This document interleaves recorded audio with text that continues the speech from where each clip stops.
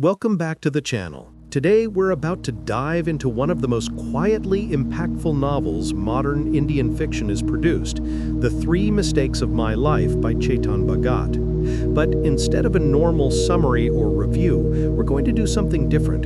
We're going to peel back the layers of the story and explore the deeper, harsher, more unfiltered truths hidden beneath its simple language and everyday characters.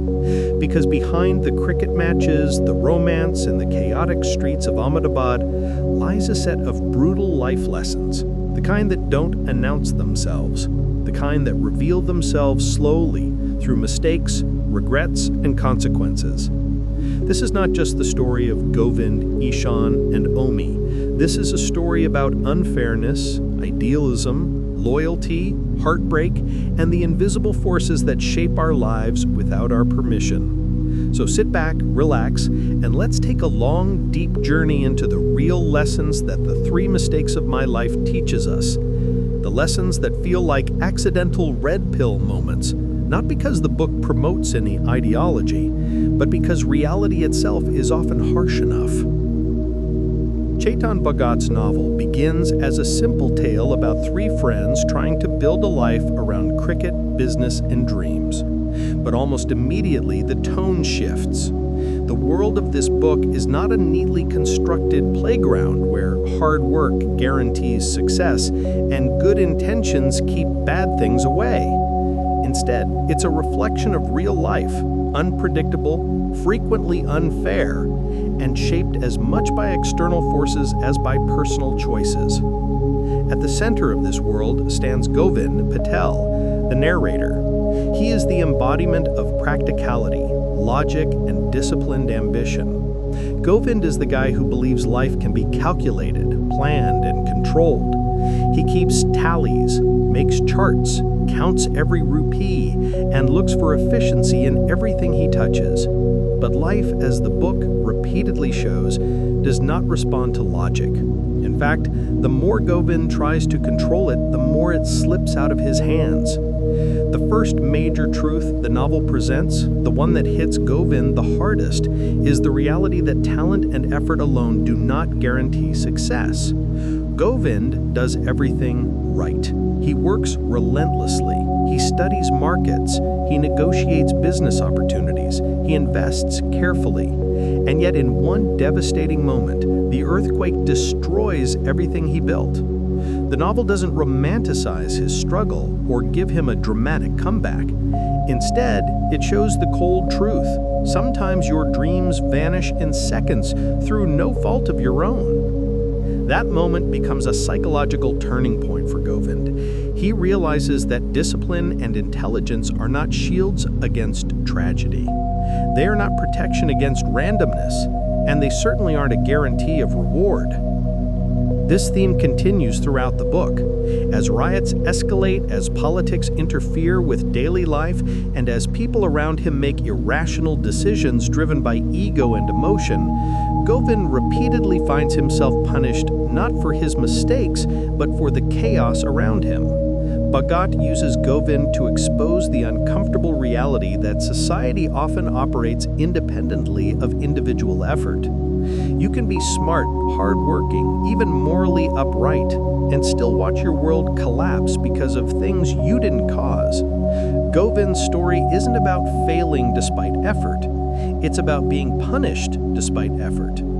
But while Govind represents the controlled, pragmatic thinker, Ishaan represents passion, pure, idealistic, fierce passion. He's the guy who believes talent must be nurtured at all costs, that potential must be protected, and that doing the right thing is enough to shield someone from the world's cruelty. His devotion to Ali, the young cricket prodigy, is one of the most emotionally powerful threads in the novel. Ishaan sees in Ali a spark of greatness that transcends religion, politics, and background. For him, the boy's talent is almost sacred. But idealism, as the novel shows, is a dangerous blindfold. Ishaan's heart is large, but it covers his eyes. He cannot see the political storm forming around Ali's community. He cannot sense the danger his protective instincts might bring. And he certainly cannot comprehend how violent and uncontrollable the environment becomes when communal hatred takes over the streets.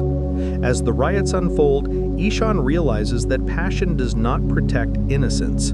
Dreams do not shield people from violence, and talent does not rise above ideology when ideology becomes weaponized. This contrast, Govind's rationality and Ishaan's idealism, forms one of the most compelling dynamics in the novel. Through them, Bhagat showcases two distinct responses to life's unpredictability. Govind tries to control reality. Ishaan tries to transcend it. Both fail, but they fail in different ways, revealing that no matter how you approach life, the world around you remains a force much larger than your intentions. Then there's Omi, the gentle giant caught in the middle.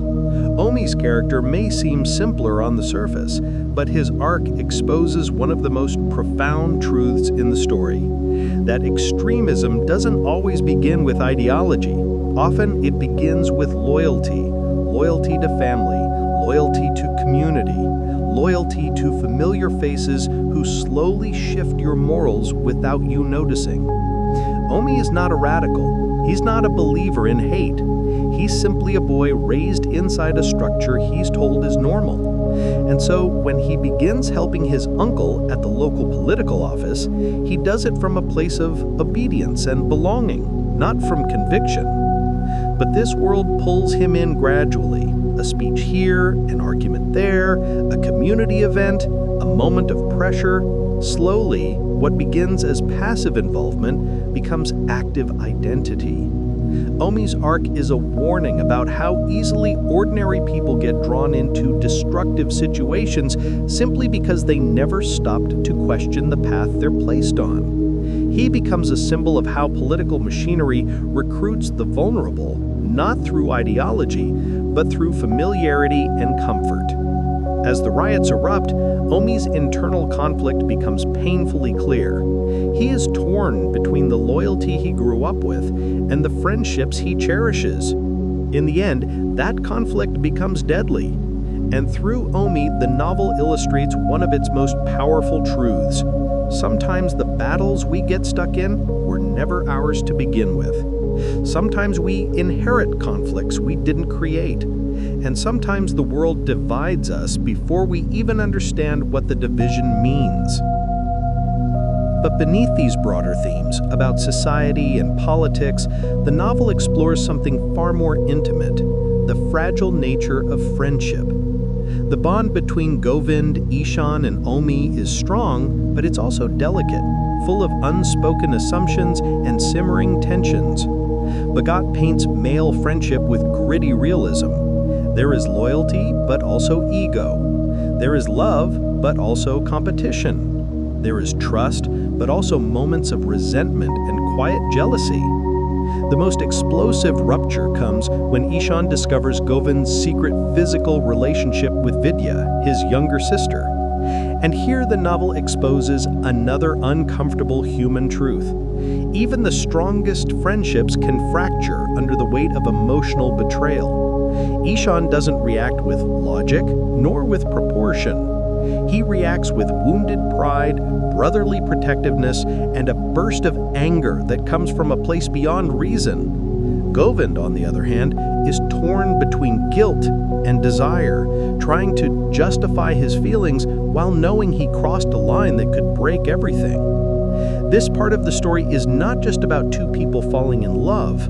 It's about the consequences of secrecy, about how emotional desires can clash with cultural expectations, and about how relationships built on trust can crumble when honesty is missing. Bhagat paints this conflict not as a dramatic movie moment, but as something painfully human. Mistakes made in silence, shame masked as defensiveness, and friendships damaged not by malice, but by immaturity. Vidya's character adds another dimension. She is young, ambitious, frustrated by the limitations imposed on her, and drawn to Govind because he sees her not as a burden or a sister figure, but as a human being with potential. Their connection feels natural, but natural does not mean harmless. Their relationship shows how attraction can grow quietly, how emotions can override caution, and how actions taken in private can echo loudly in public.